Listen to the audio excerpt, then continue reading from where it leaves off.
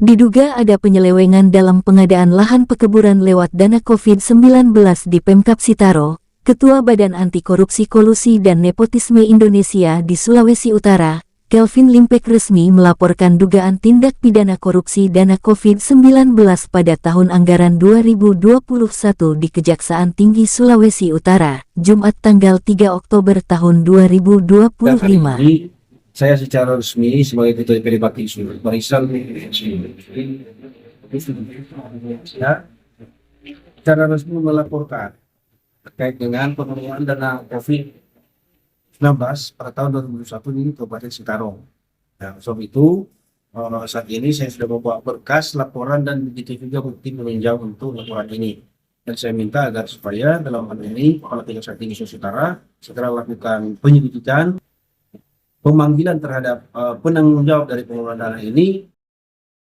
Menurut Limpek, dalam laporan ini, ia menyebut sejumlah jabatan teras di Pemkab Sitaro mulai mantan Bupati, Sekda, Kepala Inspektur, Kadis PUPR Kabupaten Sitaro yang ikut terlibat dalam dugaan penyelewengan dana COVID-19 terkait pengadaan lahan. Bupati, mantan Bupati, Sekda, Kepala Inspektur, dan Kaban Keuangan, begitu juga Kadis PUPR Kabupaten Sitaro, karena nama-nama ini yang saya sebutkan di dalam laporan saya untuk ditindaklanjuti agar supaya terang benderang terkait dengan pengelolaan dana COVID-19 di Kabupaten Sitaro ini. Karena sejak lalu sudah pernah dilaporkan tapi kurang bukti, ya, oleh Kejati kurang bukti. Sebab itu hari ini saya membawa bukti untuk menunjang laporan saya sebagai Ketua DPD Bakti Sulu.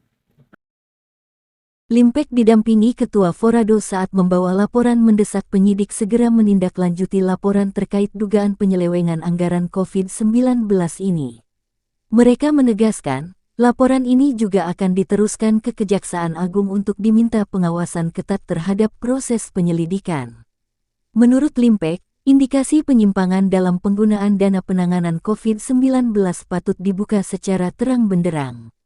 Jika memang benar ada salah penganggaran, salah pembelanjaan, bahkan penyalahgunaan, seperti pada kasus pengadaan lahan pekuburan COVID-19, maka siapapun yang terlibat harus ditangkap dan dipenjarakan. Nah, kalau itu saya minta kepada penyidik Kejaksaan Tinggi Sulawesi Utara supaya segera merespon laporan kami ini. Karena laporan kami ini juga akan kami bawa ke Kejaksaan Agung untuk diminta lakukan pengawasan terkait dengan penyelidikan laporan kami ini. Itu. Dan kami minta segera ditindaklanjuti. Dan kalau memang benar dalam hal ini pengelolaan dana COVID-19 tahun 2021 di Kabupaten Sitaro ada penyelewengan, ada salah penganggaran, ada belanja yang salah, ada pembelanjaan yang salah. Terlebih di situ salah satu contohnya pembelanjaan lahan pekuburan COVID, ya. Dan pada hari ini saya mendapatkan informasi dari masyarakat bahwa orang yang meninggal karena COVID itu banyak yang dikuburkan di pekarangan rumah, ya, di tanah sendiri. Nah, bagaimana ini lahan COVID ini? Sebab itu, kalau memang benar ini ada penyalahgunaan, saya minta tangkap dan penjarakan orang-orang yang bertanggung jawab terkait dengan dana COVID ini. Jangan. Limpek juga menegaskan agar penyidik tidak sekadar melakukan penyelidikan, tetapi juga melibatkan audit independen guna memastikan penggunaan dana benar-benar transparan. Audit independen penting agar publik tahu kemana sebenarnya uang negara dipakai. Jangan sampai kasus ini hanya jadi laporan tanpa hasil. Sebagai bentuk keseriusan, Limpek bahkan menawarkan diri siap membiayai audit independen tersebut.